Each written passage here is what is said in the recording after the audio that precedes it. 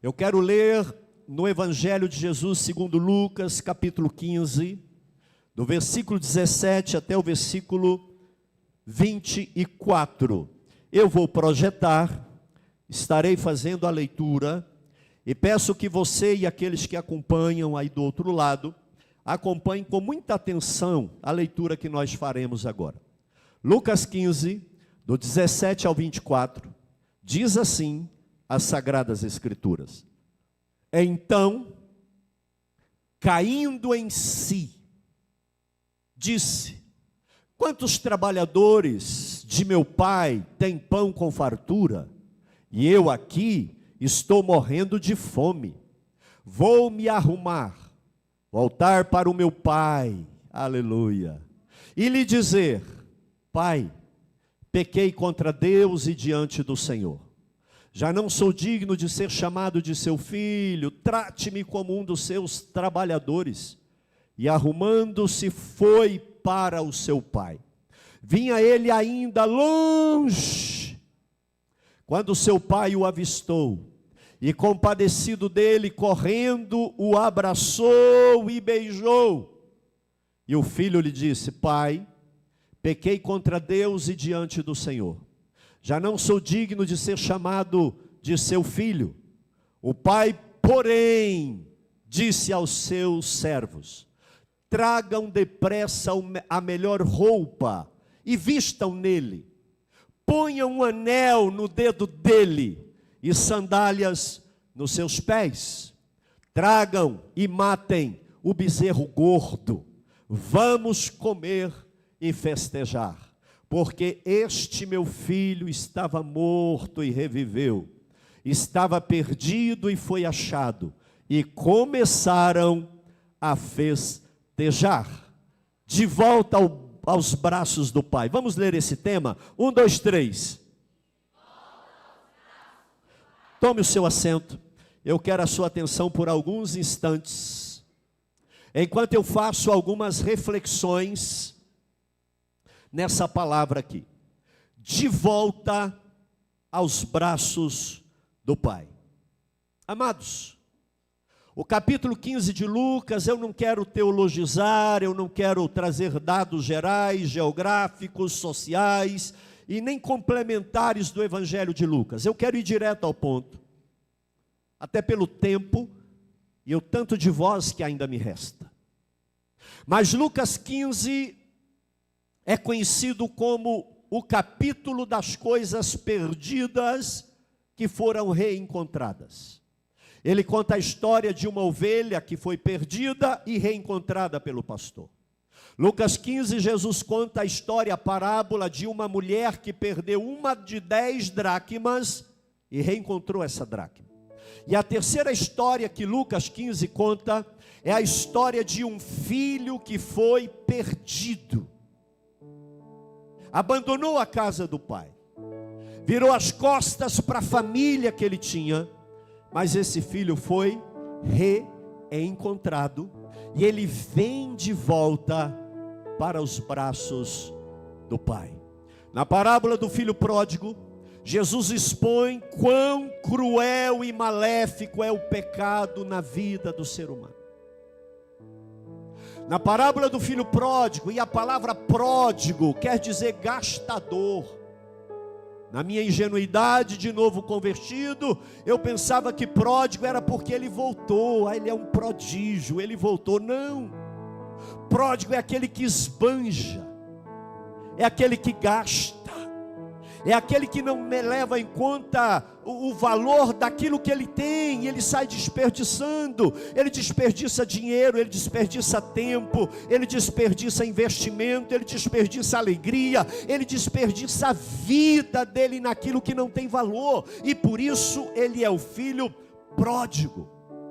E nessa parábola, Jesus conta como o pecado destrói a aliança, a comunhão, como ele é maléfico e ele pode ser maléfico na vida do ser humano. Mas por outro lado, a parábola do filho pródigo mostra quão implacável e grande é o amor, a misericórdia e a graça de Deus.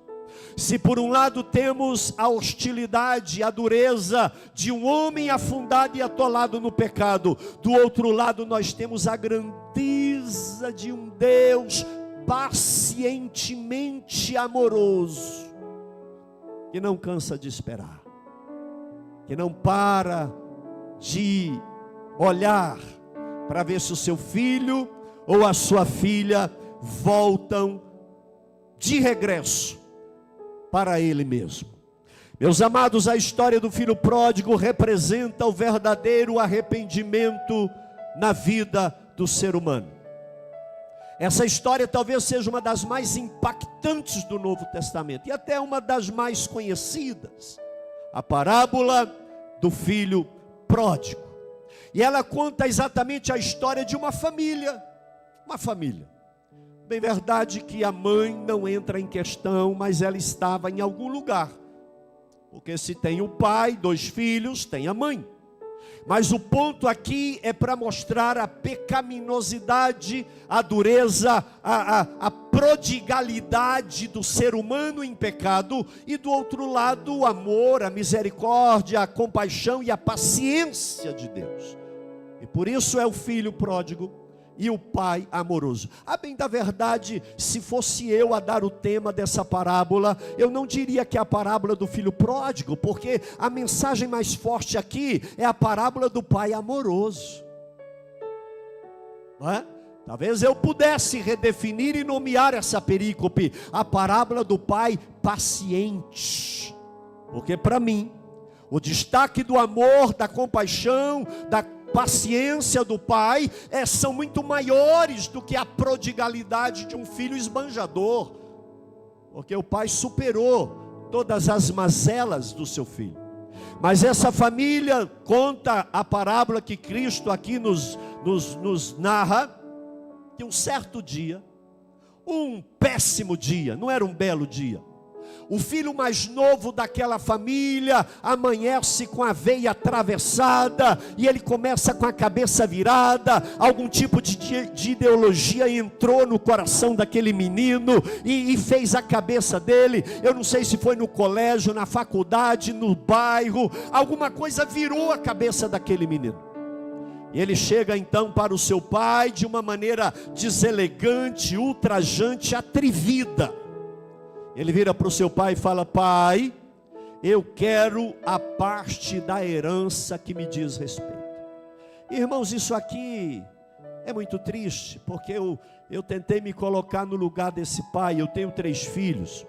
Se um filho dos meus 3 chegasse para mim e falasse: papai, do patrimônio que o senhor juntou, nós somos 3, reparte porque eu quero a minha parte agora. Essa pessoa estava dizendo: o senhor está demorando a morrer. Eu queria muito que o senhor morresse para eu pegar a minha herança, mas o senhor não morre, pai. Então me dá a minha herança, porque eu quero viver minha vida.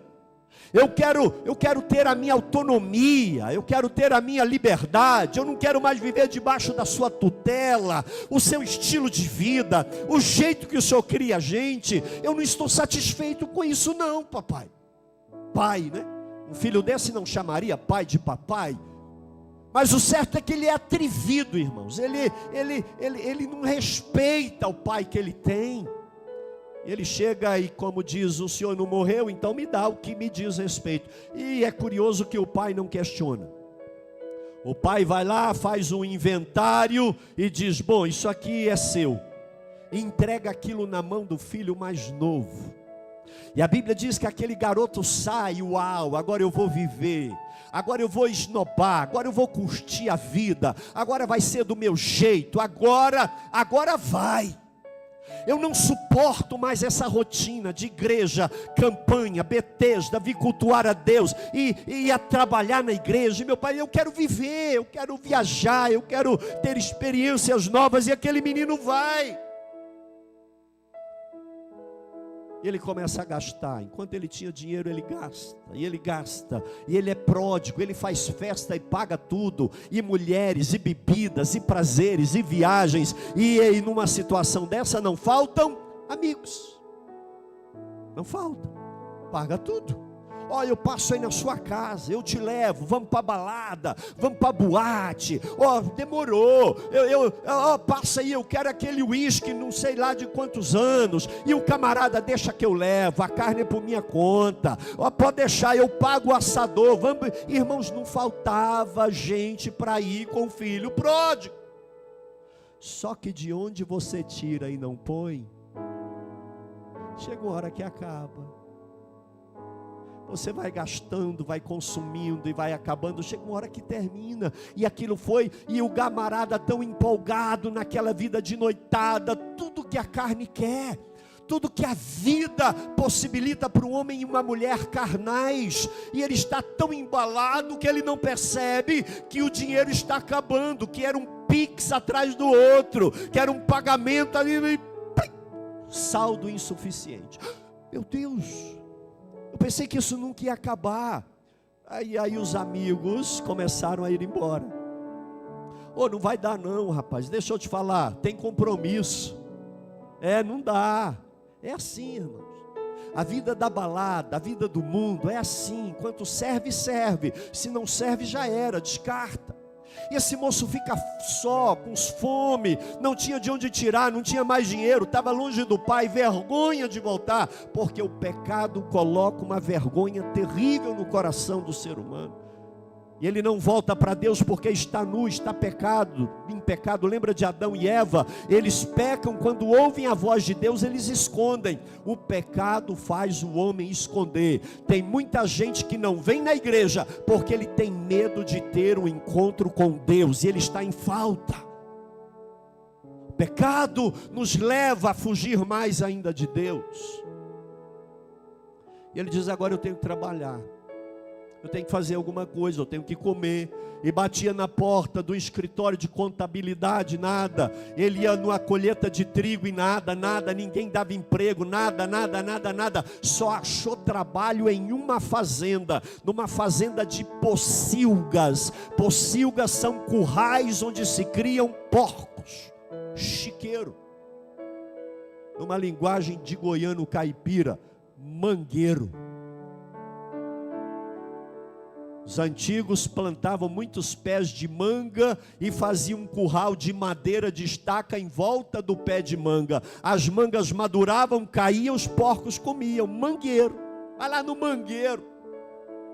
Era criatório, pocilga. Aquilo era um buraco. Quem entrava lá saía com um bicho de pé em cada dedo. Eu não vou falar para levantar o dedo, quem sabe o que é isso, que eu não quero expor. Mas eu já fiquei com dó de tirar, porque vai parar de coçar. Será que amanhã eu tiro? Depois eu tiro. E aquele moço não aguentava mais tirar bicho do pé. O salário só no final do mês. E quando ele recebia, não dava para fazer as despesas. E ele ficava agoniado. A Bíblia diz, Jesus conta essa parábola, que um determinado dia ele estava tão faminto, tão quebrado, tão numa situação terrível, que ele olha para os porcos comendo alfarrobas. A gente viu um pé de alfarroba lá em Israel. É uma vagem comprida como um ingá, mas ela é seca. Aquilo, eles colhem aquilo e jogam, aquilo fermenta, o porco come. E ele olha para aquelas alfarrobas, para aquela comida ali fermentada, suja de lama. E ele está com tanta fome que a Bíblia diz, não fala que ele come, mas fala que ele deseja comer. Irmão, eu acho que ninguém aqui já sentiu o desejo de comer comida de porco. Não, eu acho que não. Isso é para você ter uma ideia de quão grande era a angústia e a tristeza e a solidão e a miséria que o pecado pode levar o ser humano. O pecado leva o homem a querer comer comidas de porcos, principalmente na vida daqueles que deixam a casa do pai, e a partir de então 7 demônios entram na vida dessa pessoa, fora aquele que já tinha. Ele fica pior do que antes. Uma vida desregrada, todo tipo de droga, de experiência, de bacanal, de imoralidade, de corrupção, é algo terrível. Ele fica querendo fazer aquilo que porcos fazem. Mas esse moço experimenta algo.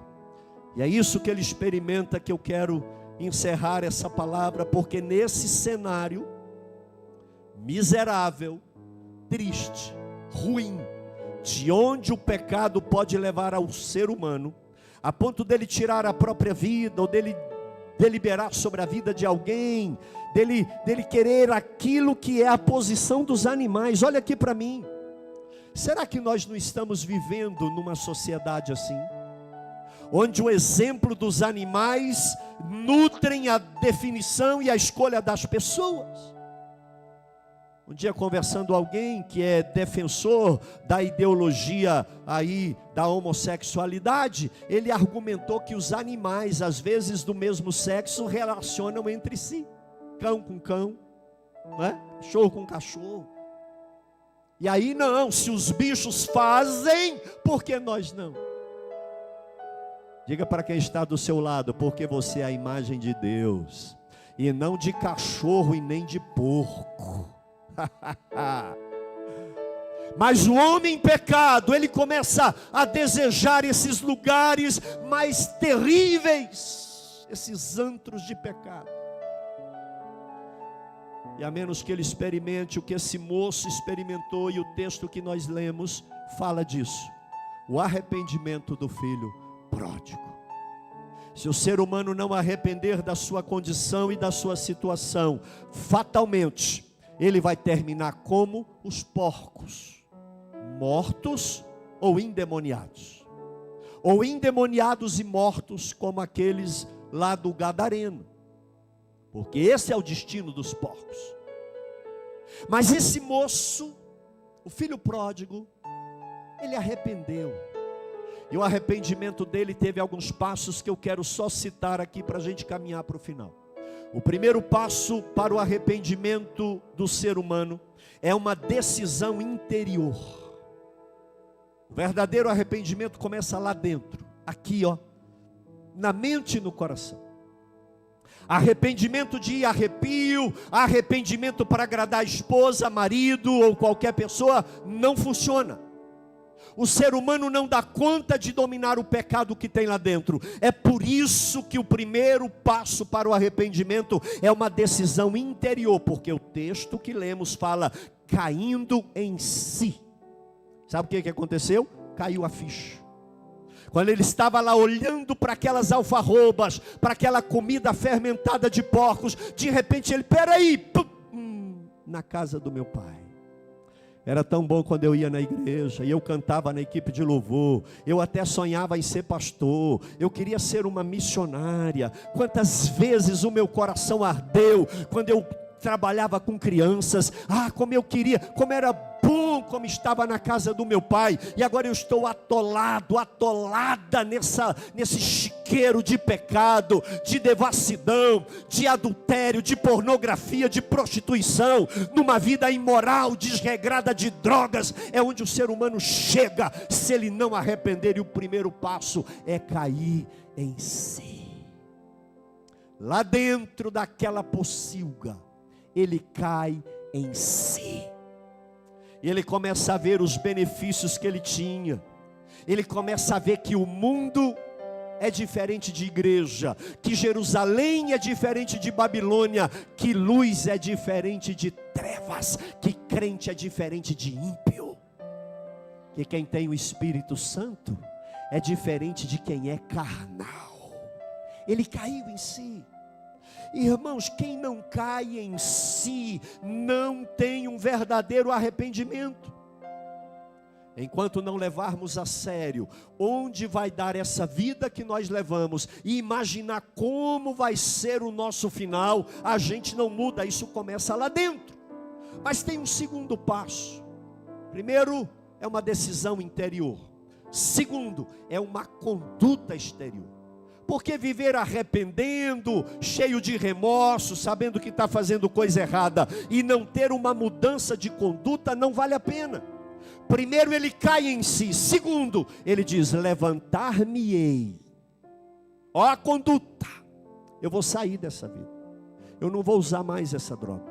eu vou parar de fazer isso. Levantar-me-ei e irei para a casa do meu pai. O verdadeiro arrependimento, ele constrange a uma mudança de comportamento.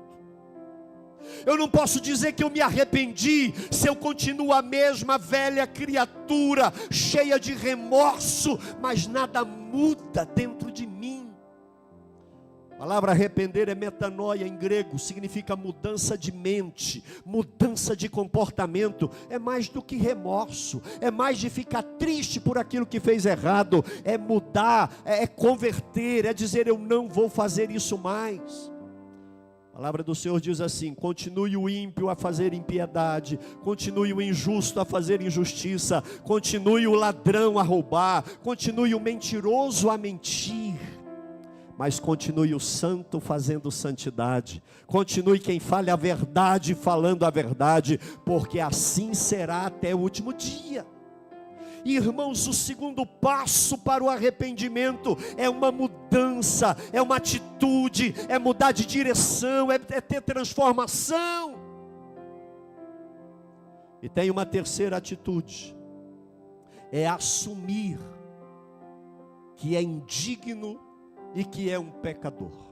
O ser humano precisa confessar que é pecador. Levantar-me-ei, irei ter com meu pai e dir-lhe-ei: Pai, pequei contra o Senhor, pequei contra o céu, eu sou pecador, miserável. E quando o homem cai em si, quando ele tem atitude, ele levanta e ele se arrepende, ele confessa e assume que é pecador. E irmãos, aí é o cenário para que o Espírito Santo venha e faça todo o resto. Eu acredito que aquele jovem flutuou até chegar na casa do pai, porque houve arrependimento. Amados, sem arrependimento, sem mudança de vida, sem cair em si, sem essa mudança interior, atitude exterior e assumir que nós somos de fato pecadores, ninguém terá a restituição daquilo que perdeu. Mas a segunda coisa, e eu caminho para o final aqui, é a atitude do pai. O arrependimento do filho starta a atitude do pai. A Bíblia diz que aquele moço vai para a casa do pai e de repente o pai, de longe, vê o filho vindo na sua direção. Escute, Deus é onisciente e sabe todas as coisas, mas os olhos dele estão sobre a terra procurando homens e mulheres que estão vindo na direção dele, dizendo: eu quero Deus, eu não aguento mais, eu sou pecador, eu sou pecadora, eu preciso de Deus na minha vida. A Bíblia diz que estando ainda longe, algumas dessas irmãs estavam longe, mas o Espírito Santo constrangeu, elas disseram: eu preciso ir nesse Betesda. E quando elas vieram para o templo, entraram no ônibus, Deus já viu e disse: ela está vindo, ela está vindo, ela está vindo, ela está vindo, ela está vindo. De longe Deus viu aquele filho despontando lá na estrada, e ele observa aquilo, irmãs, e a Bíblia diz aqui que ele enche de compaixão. A primeira coisa Deus vê, olha aqui para mim, se você tiver o mínimo de arrependimento e de querer Deus na sua vida, Deus ele vai ver, ele vai perceber. A segunda coisa, ele se encheu de compaixão. Olha, minha irmã, Deus é movido por amor e compaixão. Deus é amor. Isaías capítulo 1 versículo 18 diz assim: venham pois e vamos discutir a sua questão. Ainda que os seus pecados sejam como escarlate, eles se tornarão brancos como a neve. Ainda que os seus pecados sejam vermelhos como carmesim, eles se tornarão como a branca lã. Se estiverem dispostos a ouvir o que eu tenho para vocês, vocês comerão o melhor dessa terra. Uau! Deus tem compaixão. Betesda é casa da misericórdia, por isso nós investimos nesse ministério, porque é para lá que nós levamos as pessoas, para que Deus veja, compadeça, e em terceiro lugar, corra na direção do seu filho. Olha aqui para mim, é o único lugar na Bíblia, que de alguma maneira mostra uma figura de Deus correndo. Deus está no trono, Deus está sendo adorado, Deus está sendo exaltado, Deus é Deus, o diabo está pedindo permissão para falar com ele. O único lugar na Bíblia que tem uma referência tipológica, que fala do Deus Pai correndo, é quando ele corre na direção de um filho arrependido. Só para você ter uma ideia do amor de Deus. Deus te ama, meu irmão. Deus te ama, crente. Por isso que Ele te tirou do mundo.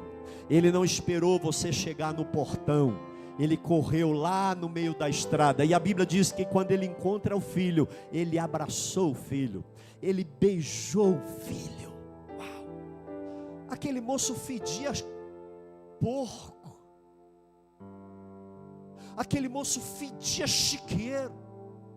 Mas o pai lascou um beijo molhado no rosto do filho, porque ele não estava se importando. Não interessa se ele estava com cheiro de cocaína, se ainda com cheiro do corpo do homem que deitou sobre o corpo da mulher, ou do corpo do homem cheirando prostitutas, não interessa. Se arrepender e voltar para Deus, Ele vai correr na sua direção, porque foi de lá que Ele nos tirou.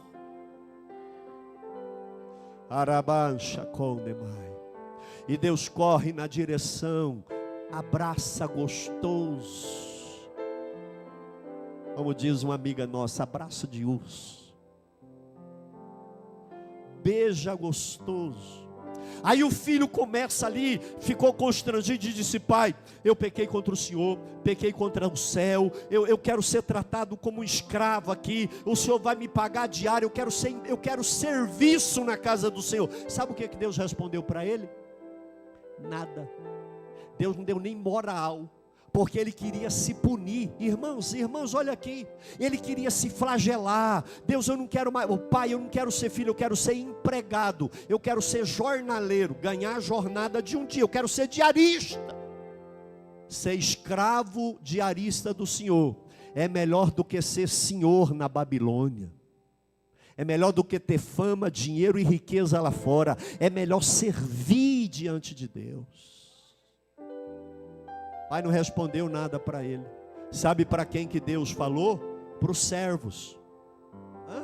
Eu quero ser escravo, eu quero trabalhar por dia. Pai, tolinho, eu te amo, rapaz, você é meu filho. Eu paguei o preço da sua salvação na cruz do Calvário. Eu não te salvei para você ser escravo aqui não. Da escravidão eu te tirei. Aí ele vira para os servos e agora diz para eles: pega uma roupa nova lá no guarda-roupa que eu já tinha reservado, porque eu esperava que ele voltasse. Vai lá e pega o anel da família para a gente colocar no dedo dele. E traga sapatos e sandálias novos, porque esse meu filho estava morto e reviveu. Enquanto eles estão correndo ali para dar um banho e mudar a realidade daquele moço, o pai vira para os outros servos e fala: tem o boi cevado, gordo, que a gente estava reservando para um dia de festa. Matem ele e a gente vai fazer uma festança, um churrasco, boi no rolê, porque o meu filho voltou para casa, porque o meu filho voltou para os meus braços. Fique de pé em nome do Senhor Jesus. Arabanda chore canta labassúria. Irmãos, se nós soubéssemos o quanto Deus nos ama, Se nós soubéssemos o quanto o Espírito Santo quer mudar a nossa história. Só o verdadeiro arrependimento possibilita a restituição. Vamos ler essa frase? Vamos, 1, 2, 3.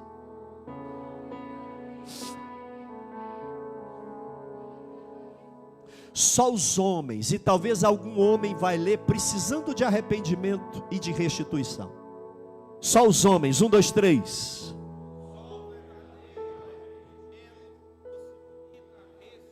Só as mulheres, 1, 2, 3.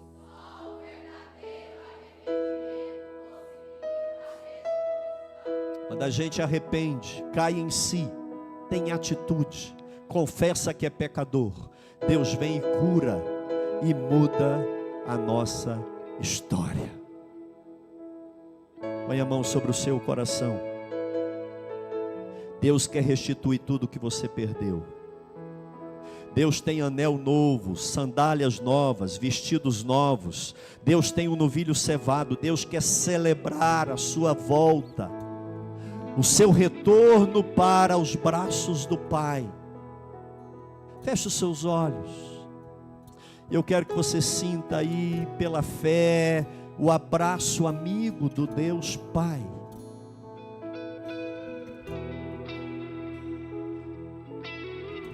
Pai nosso que estais nos céus, estamos de volta, Senhor, todo dia para te adorar. Se já fomos pródigos, não queremos ser mais. E se tem alguém aqui que hoje está vivendo na prodigalidade, traga-o de volta, Senhor.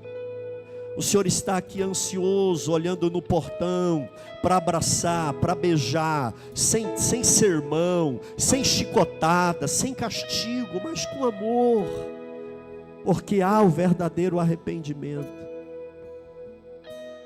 Ministra, Senhor, essa palavra, onde o verbo, onde a palavra não pode ir, Espírito Santo vai, na divisa da alma e do espírito, das juntas e medulas, e fala no coração endurecido desse homem, dessa mulher, e diz que ele precisa cair em si, porque a história dele não vai terminar bem se ele persistir onde está.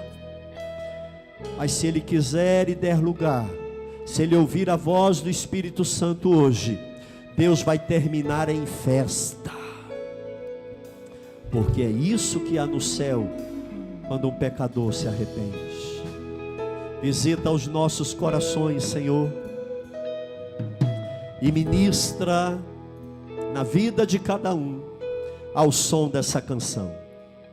Jesus.